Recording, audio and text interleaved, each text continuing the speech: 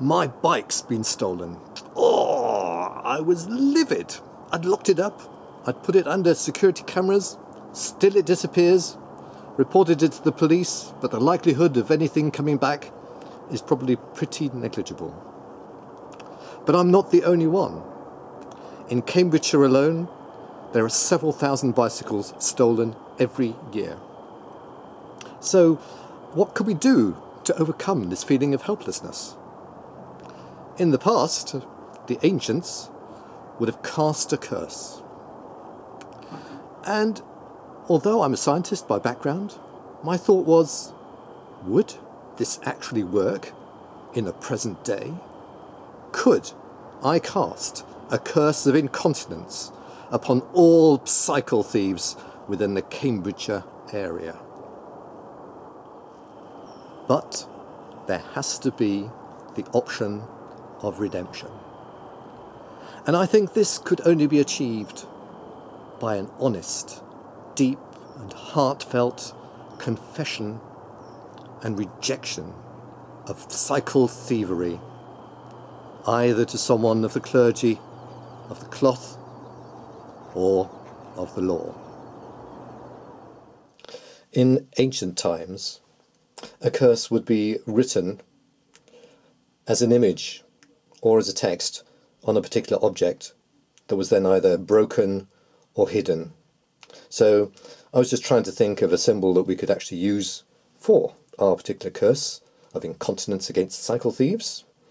And I'd also wanted to link it to a particular time, a special time. And of course, one of them is the full moon. There's our full moon. And of course, we're dealing with the bicycle.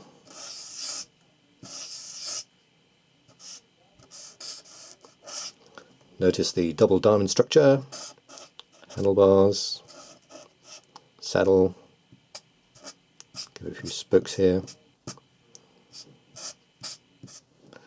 and to turn it into a pedal cycle, put some pedals on. There we go, there we've got the bicycle, and we want to link it to incontinence, which I'll put down as running water. And I'll encapsulate that all within a mystical triangle. And there we have it.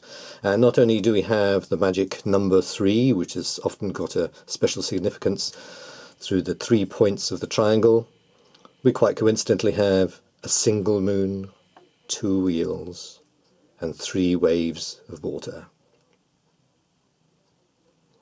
Now, all we need to do is wait until we've got a full moon. There we have it. A glorious full moon.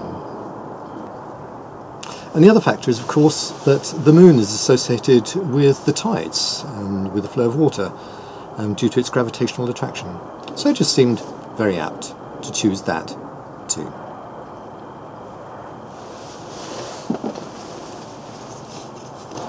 So here I am, under the light of the full moon, and I've got a small piece of glass here in front of me, on which I'm now going to inscribe the symbol that we were looking at earlier.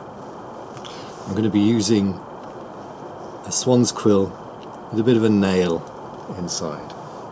So here goes. Let's do the moon.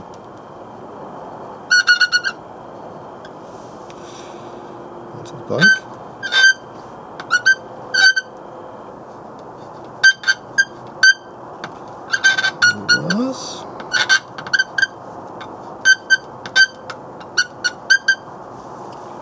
Under the waves.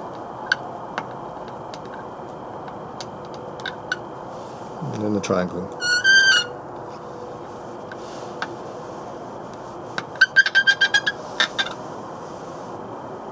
And there we go. That's ready.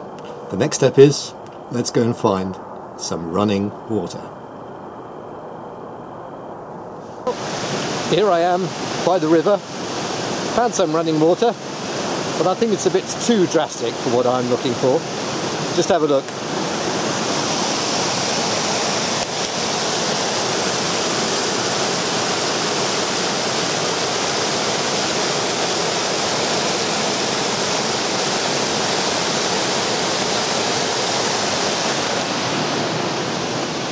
Let's see if we can find something a bit more subtle for our purposes. So, I found some more subtly flowing water in the immediate light of the moon, if it hadn't gone behind the clouds already tonight, but in future nights. And that means our experiment is set up.